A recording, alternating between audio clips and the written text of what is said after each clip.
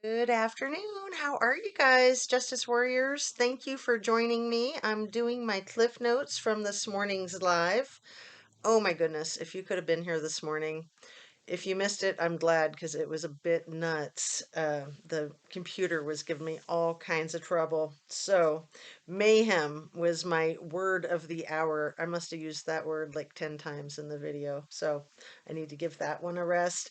Oh, and I realize I've been spelling Matthew Kurt's last name wrong. The sergeant that was resigned from Wazoo on 11/1/22. His last name is spelled Kuhrt. I always reverse the R and the H. So anyway, kind of beside the point, but important to get people's names right. So, a few of the highlights that I felt like were the most important things to discuss this morning. Let's start with the crime scene not being cleaned like a hazmat kind of thing after the processing of the crime scene. It is normally the responsibility of the residents of the home. If not the residents, then the homeowner. So apparently, allegedly, the residents of 1122 King Road has not ever been cleaned by a hazmat crew after this horrible, tragic incident. And so that's one of the reasons that the university is saying that they want to demolish it is because it's not safe. Of course, it's not safe. It should have been cleaned immediately once the processing was done. This is completely insane. For that not to be done is kind of like destruction of evidence, in my humble opinion. Everything I say is simply my opinion. It is all for the sake of conversation, hoping to start a discussion that's educational for myself and anyone who's interested in joining. My videos are all made specifically for YouTube, which is an entertainment platform. So, back to the dealio here with my highlights from this morning's video on the tragedy in Idaho, Moscow. Um, the hallway to Xana's room, you guys, that hallway, if you're in Xana's room or anywhere in that hallway and somebody is coming down the hallway towards you, that is what you call a kill cage. There's no way out except through your attacker.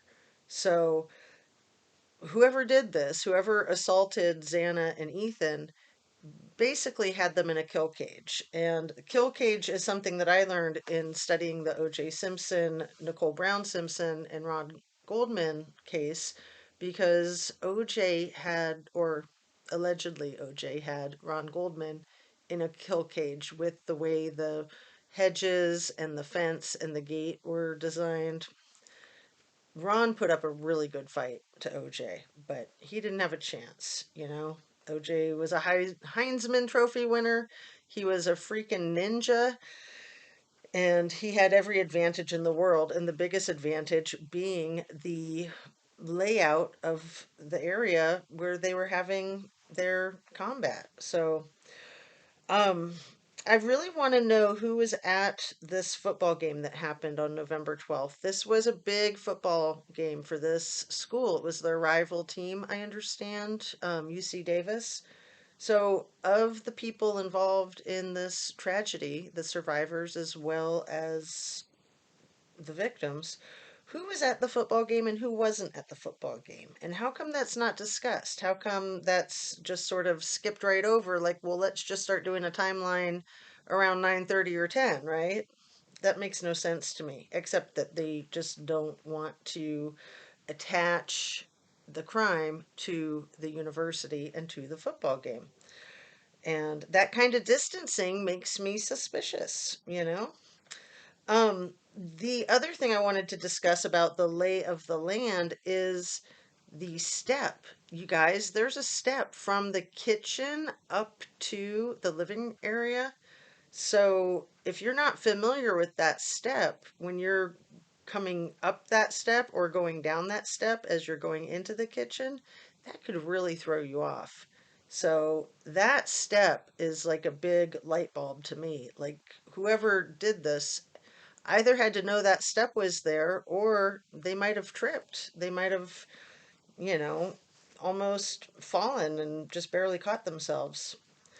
There's insurance to be had. There's insurance payments probably to the homeowners for the home being a total loss due to the crimes committed. Life insurance for the victims. Hopefully, families had that to help pay for the expenses affiliated with this heinous tragedy. Then there's witness protection and there's victim funds that can be accessed. So I'm very curious about all the insurance payouts um, tied to this awful incident. And the other thing I wanted to mention is that when Corporal Brett Payne showed up at 4 o'clock to this crime scene, he responded at 4 p.m. to this call that came in at 11:58 a.m. on November 13th. So he responded with his cohort, Sergeant Dustin Blaker. Blaker. So the corporal and the sergeant responding together, the sergeant would have authority over the corporal. So that makes even less sense to me why the corporal is assigned lead detective to this case when there was someone senior to him who arrived with him, basically. Anyway, so many questions. I'm going to wrap it up. Please hit that thumbs up, share, subscribe, and like if you feel so inclined and would be so kind. It's much appreciated. Have a great day and take really good care of yourself. Always try to stay hydrated and well nourished. Always try to get your exercise. Always get your sleep. Always be kind to people. Make sure people are kind to you. I like to say eat, pray, love, have a high protein and high produce diet and very high in vegetables, and you will do well. You will feel good right now, immediate gratification. I'm going to say peace out. Thanks for joining me and see you on the next one. Sending you light and love. Take care. Thanks again.